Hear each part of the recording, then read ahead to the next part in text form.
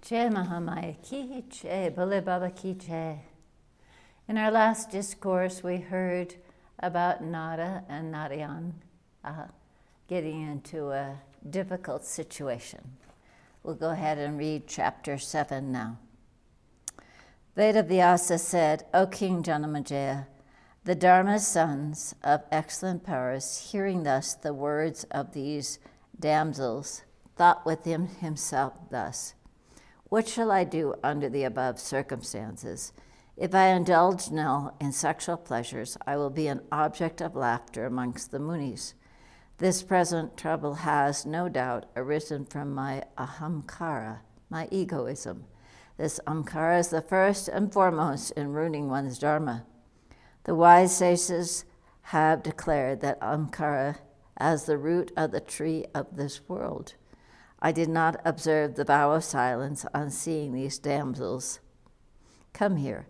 I have held much conversation with them, therefore I have got into this troublesome anxiety and sorrow. I have created these damsels at the expense of my dharma and tapasya.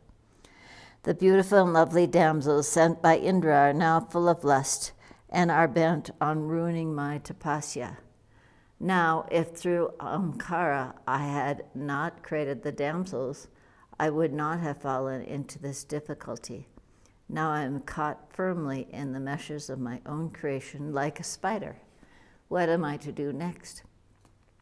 If I abandon these damsels, thinking that there is no necessity to reconsider the matter, then these would be broken-hearted and they would go away cursing me. Yet I would be free from the present danger at least, and then be able to practice excellent tapasya in a lonely place.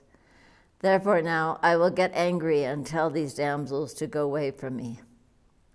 The Muni Narayana thought that he would become thus happy, but at the next moment he discussed in his mind thus, the second great enemy is anger. It is greater than causing hurt to others, and it is greater than lust and avarice. Out of anger, people commit murder. This murder is the source of hell and is giving pains to all. As trees rubbing against each other generate fire and are themselves burned up in the fire, so fire rising from this body ultimately burns this body to death. The younger brother of Narayana, Nara, on seeing his elder brother anxious and low-spirited, spoke out what is right as follows. O Narayana, you are very intelligent and very good, therefore relinquish this feeling of anger and betake to quietude and peace and kill this dreadful anger. Do you not remember that it is through this ahamkada and anger that our tapasya was destroyed on a previous occasion? And we had to fight severely with Prahlada, the lord of the Asuras, for a full divine 1,000 years. O Lord of the Devas, we are put to much difficulties. Therefore, Lord of the Munis, get rid of this anger, be quiet. The sages declare that peace is the root cause and the only object of tapasya. On hearing these words of his younger brother Nara, the Dharma's son Narayana took to peace. Now King Janamejaya said, O Lord of the Munis, the high-souled Prahlada was a devotee of Vishnu and of a peace-loving heart. How was it that in the ancient times the battle took place between him and these rishis? How could the rishis fight? There is this great doubt has arisen in my mind. Those two Dharma sons were ascetics and peace-loving. How the fight could come to pass between the two of them? How did these rishis fight with the high-souled Prahlada? Prahlada was very religious, full of knowledge, and very devoted to Vishnu. Nara and Narayana were sattvic and ascetic. Therefore, if there had occurred enmity between those, it appears that the religion and asceticism, tapasya and dharma, were matters in name only, and the labor was spent in vain in the golden age even. What was the value of asceticism and meditation and muttering silently the mantra? no one can make out. Oh, persons like them could not conquer their hearts full of anger and egoism. Anger and jealousy cannot spring unless there is at the bottom a feeling of egoism, ankara. All the passions, lust, greed, anger, etc., come out of ahamkada, egoism. There is no doubt of it. 100 lakh years of severe asceticism are rendered quite useless by the cropping up afterwards of a bit of ankara. As darkness is dispelled entirely on sunrise, so no trace of religious merit can exist on the rising of a bit of ankara. When Prahlada could fight with Sri Bhagavan Hari, then, all his merits in this world are rendered to no use whatsoever. Where is the religious merit and where is peace when the quiet-souled persons, Nara and Narayana, the two rishis, began to fight without paying any heed to their highest end, the tapasya? When ahamkara becomes invincible by the two rishis, then what can be expected from the weak, trivial persons like us in the matter of subjugating this ahamkara? Who can be free from ahamkara in these three worlds when the high-souled persons like the above were not free from it? I am now quite confident that in this universe nobody has ever before been free of ahamkara. Now, nor will there be any such in the distant future. One can be free if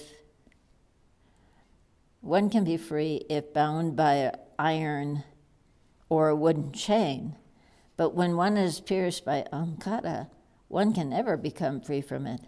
This whole universe, moving and unmoving, is rolling in the samsara, migration and transmigration, polluted by urine and feces, being covered by ahamkara. Where is then the Brahma jnana? O good one in vows, the karma theory seems reasonable and true. O Muni, what can you expect from the weak-minded persons like me in this Kali Yuga when the great persons are always overpowered with lust and anger? Veda Vyasa said, O descendant of Bharata, how can the effects be different from the cause? Gold and golden earrings, though different in form, are both similar to the original cause, the metal gold. Thread is the cause of cloth. Therefore, as cloth cannot be different from the thread, so this whole universe, moving and unmoving, is sprung from ahamkara. Then how can it be free from ahamkara? All this moving and unmoving, including a blade of grass, are fashioned out of the three qualities of Maya. So if it be formed of these qualities, what repentance can come to those who are wise and know every phenomenon as unreal? O best of kings, Brahma, Vishnu, and Shiva, even these are all rolling in this vast sea of samsara, being bewildered and fascinated by ahamkara. The great sages like Vasishtha, Narada, and the other munis are frequently taking their births in this samsara. In this Triloki, there is not even one embodied soul who is entirely free from this Maya and has become quiet and immersed in the highest bliss of the Supreme Self. O best of kings, lust, anger, avarice, and fascination all arise from ahamkara. These do not leave any embodied person. Studying all the Vedas and Puranas, going to all the sacred places of pilgrimages, making charities, thinking of Paramantram and worshipping the gods, doing all these, the people will get attached to sensual objects and act like a thief.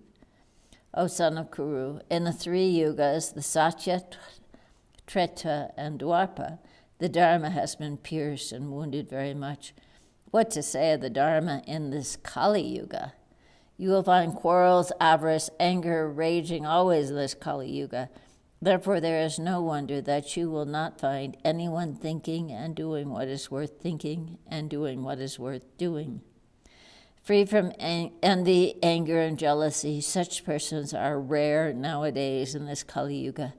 Some peaceful people exist here and there to keep up the ideal.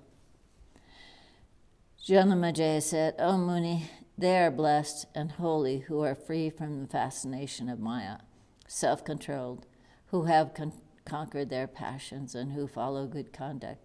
They have risen above the Triloki. O best of Munis, my high-minded father put a dead serpent around the neck of a ascetic without any fault.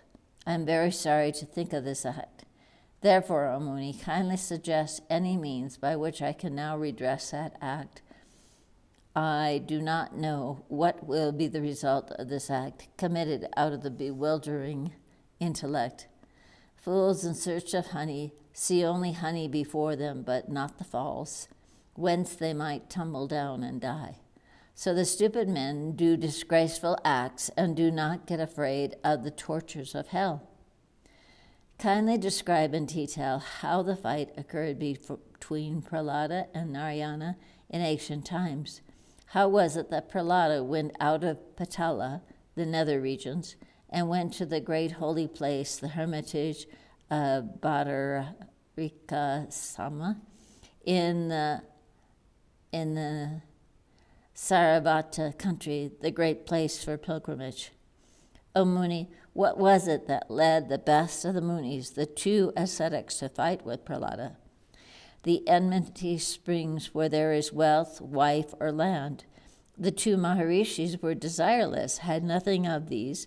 How then, without any cause, they fought such a battle? Prahlada was also very religious and knew that those two rishis were the devas. Knowing this, why did he fight with them? So describe in detail the cause of all this. Hence ends the 7th chapter in the 4th book of the Srimad Devi Bhagavatam, 18,000 verses on the ahamkada by Maharishi Veda Vyasa. Jai Mahamaya ki jai, Bole Baba ki jai.